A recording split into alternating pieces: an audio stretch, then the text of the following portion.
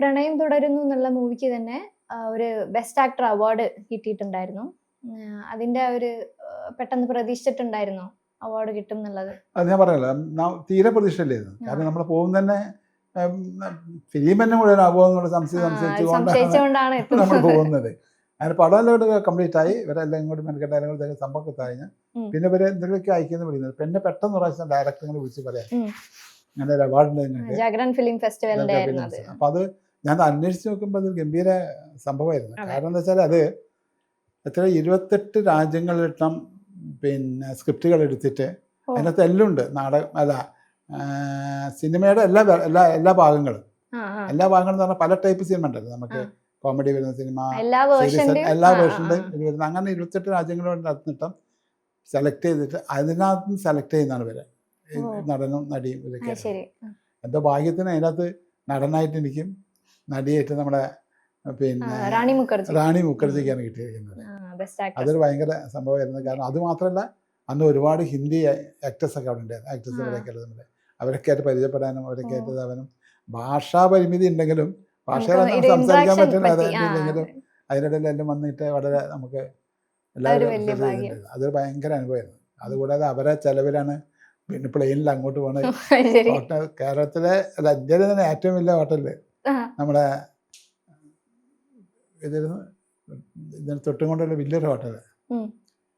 ആ ഹോട്ടലിൽ തന്നെ താമസ സൗകര്യങ്ങളും എല്ലാം ഒരു ഡിന്നറും അതൊക്കെ ജീവിതത്തിൽ ഭയങ്കര അനുഭവമായിരുന്ന കാര്യങ്ങൾ. ഈ ഒരു സിനിമ കാണണം, ഈ ഒരു അവാർഡ് കാരണം ഇങ്ങനെ കുറേ അനുഭവങ്ങൾ ഉണ്ടാവുക എന്നൊക്കെ പറയുന്നത്, അതൊക്കെ ഇപ്പോൾ ഷെയർ ചെയ്യാൻ പറ്റുന്നതും വലിയൊരു ഭാഗ്യം. ഈ നാടകവും സിനിമയും തമ്മിലുള്ള ഒരു ആക്ടിങ് ഡിഫറൻസ് എന്താണെന്നുള്ളത് അതൊക്കെ നമ്മൾ കുറേ കാര്യങ്ങൾ പറയേണ്ടതാണ്. കാരണം നാടകത്തിലെ ആക്ടിങ്ങും ഇതായിട്ട് വളരെ വളരെ വ്യത്യാസങ്ങൾ തന്നെയാണ്. അതൊരു ക്ലാസ്സുമായിട്ടൊക്കെ എങ്ങനെ പോകുന്നു. അത് പെട്ടെന്ന് അങ്ങനെ മാറുമ്പോൾ ബുദ്ധിമുട്ടുണ്ടായിരുന്നു ആക്ടിങ്ങില്? ബുദ്ധിമുട്ട് ഉണ്ടാവാനുണ്ട്.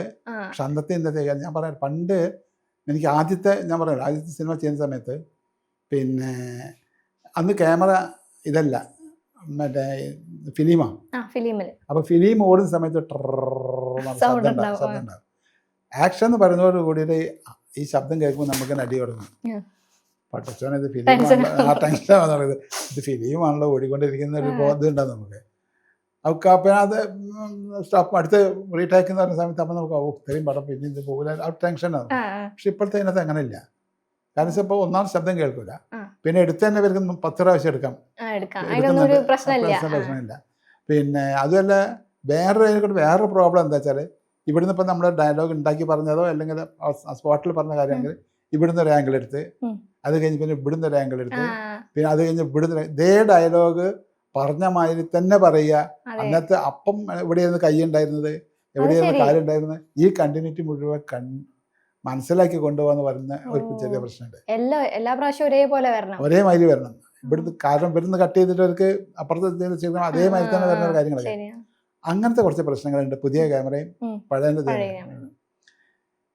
ഒരു കണക്കിന് പിന്നെ ഒരു കണക്കിനല്ല, ഇപ്പോഴത്തേത് ഈസിയാണ്, പക്ഷെ അത്ര തന്നെ പ്രശ്നങ്ങളുണ്ട്. മറ്റേതെന്താ വെച്ചാൽ നമുക്ക് ഒരുപാട് റിഹേഴ്സൽ ചെയ്യുന്നുണ്ട് അവർ. കാരണം ഫിലിമിന് വില കൂടിയ സാധനം അതിനെ കൊണ്ട് ഒരുപാട് റിഹേഴ്സൽ എടുത്തിട്ട് പിന്നെ അവസാനം ടേക്ക് എടുക്കുള്ളൂ. അപ്പം നമുക്ക് ഏതാണ്ട് ഒരു ഐഡിയ കിട്ടും, ഒരു പരിധിയിലെത്തും. നമ്മളും കൂടെ അഭിനയിക്കുന്ന ആളും തമ്മിൽ ഒരു കമ്പനി ആയിട്ടുണ്ടാവും, ഇതൊക്കെ ഉണ്ടാവും. ഇതിപ്പോൾ അങ്ങനെ ഇതാവുണ്ടാവില്ല നമുക്ക്. ഇപ്പം ഇപ്പോഴത്തെ സിസ്റ്റം എനിക്ക് തോന്നുന്നു കുറേ ഷോർട്സ് എടുത്തിട്ട് അതിനകത്ത് സെലക്ട് ചെയ്യാം. ഇവിടുന്ന് കുറേ ഷോർട്സ് എടുത്തിട്ട് ആ സെലക്ട് ചെയ്യുന്നതിനെ കൊണ്ട് നമുക്ക് എന്താ ചെയ്ത് അതിലേതാ എടുക്കുക ഒന്നും അറിയാൻ പറ്റുന്നുണ്ടാവില്ല. പിന്നെ ഫിലിം വന്നു കഴിയുമ്പോഴേ നമുക്ക് അറിയുള്ളൂ. പിന്നെ അതിന് കൊടുക്കുന്ന എഫക്ട്സ് ഒക്കെ പുതിയ എഫക്ട്സും കാര്യങ്ങളൊക്കെയാണല്ലോ അപ്പം. അപ്പൊ അതൊക്കെ പിന്നെ പടം കാണുമ്പോഴേ നമുക്ക് മനസ്സിലാവുള്ളൂ.